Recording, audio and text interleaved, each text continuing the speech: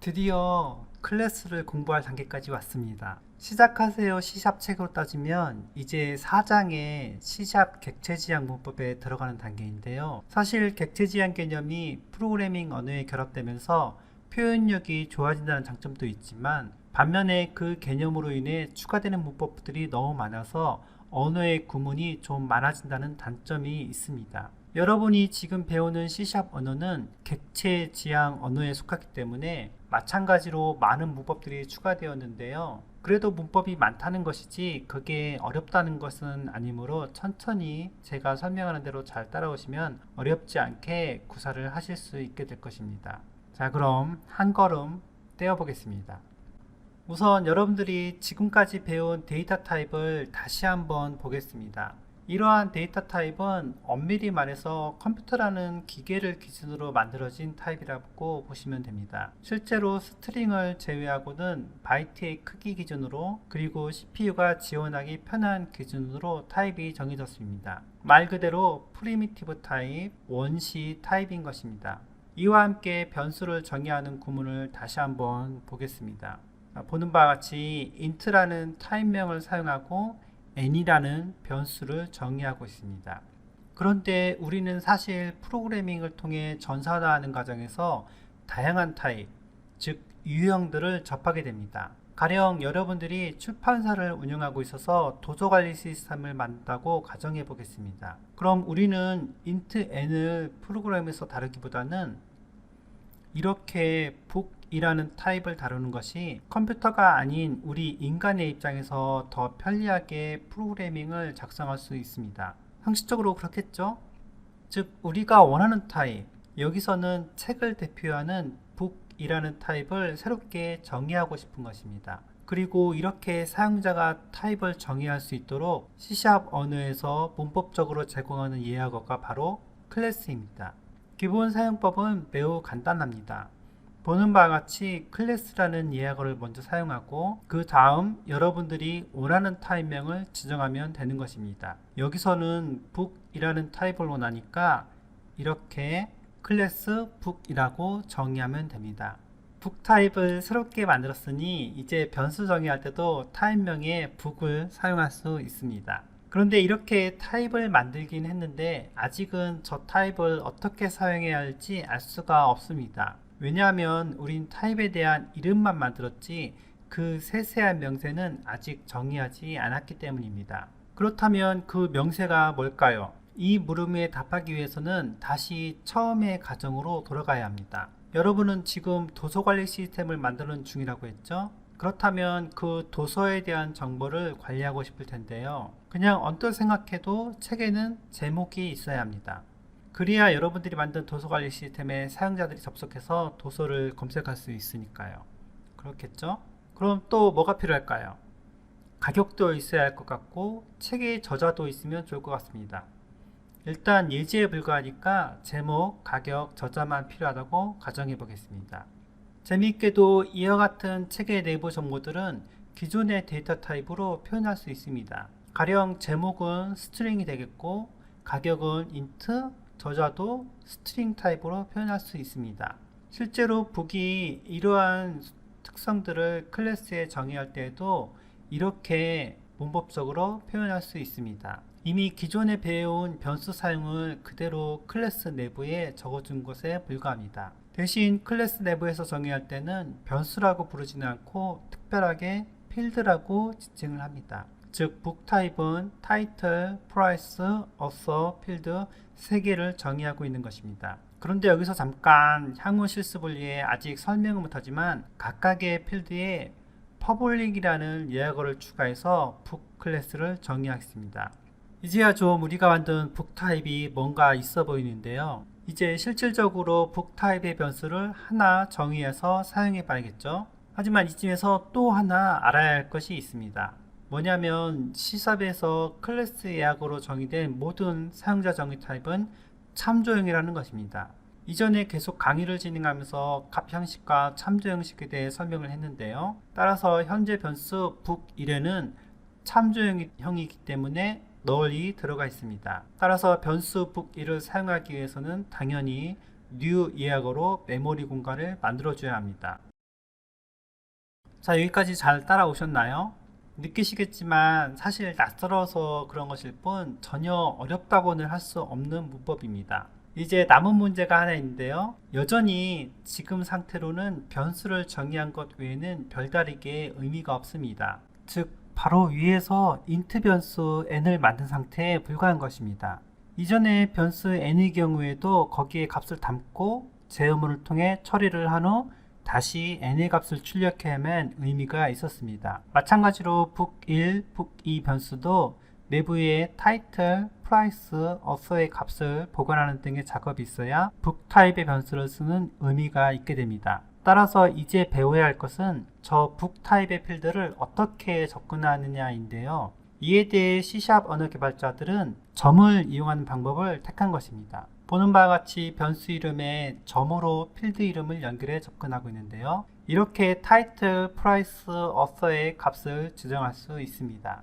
사용법이 점으로 인해 약간 복잡해진 듯 하지만 실제로는 일반적인 변수의 값을 설정하는 것과 동일한 원칙을 따른다는 것을 알 수 있습니다. 그럼 여기까지의 코드만으로 비주얼 스튜디오에서 데모를 해보겠습니다. 앞서 설명한 코드를 그대로 복사해 넣었고요. 빌드를 해보면 당연히 컴파일 오류 없이 잘 나오지만 아직 실행을 해도 아무런 결과는 없습니다. 이 상태에서 가령 타이틀 속성 값을 화면에 출력하기 위해 콘솔 라이트라인 코드를 이렇게 사용할 수 있을 것입니다. 이렇게 바꾸고 실행해보면 이제 콘솔 화면에 우리가 설정했던 필드의 값들이 출력이 되는 것을 확인할 수 있습니다. 앞으로 계속 이렇게 여러분들이 코드를 사용하다 보면 만나게 되는 문제들에 대해서 잠깐 언급을 하고 넘어가겠습니다. 이 예제는 빌드하면 오류는 없지만 경고가 이렇게 뜨는 것을 볼 수 있습니다. 게다가 그 경고에 해당하는 소스 코드들에도 빨간색 밑줄이 그어져서 자꾸만 눈에 거슬리게 되는데요. 우선 첫 번째 경고를 보겠습니다. 메시지가 의미하는 딱 그대로의 상황입니다. 변수 n의 값이 이렇게 할당은 되었지만 정작 우리가 만든 프로그램에서 해당 변수를 사용하지는 않기 때문에 C# 컴파일러가 이 변수가 무의미함으로 제거하든가 아니면 여러분들이 실수로 이 변수의 사용을 누락시켰으니 잘 살펴보라는 의미로 경고를 내는 것입니다. 이번 경우에는 그냥 지워주면 되겠죠? 자, 그 다음 경고 메시지를 보면 필드가 널이 아닌 값을 포함해야 한다고 말해주고 있습니다. 따라서 이런 경우에는 기본 값을 지정하면 되는데요. 사실 딱히 제목과 저자에 쓸만한 기본 값이 없으므로 이럴 때는 단순히 빈 문자를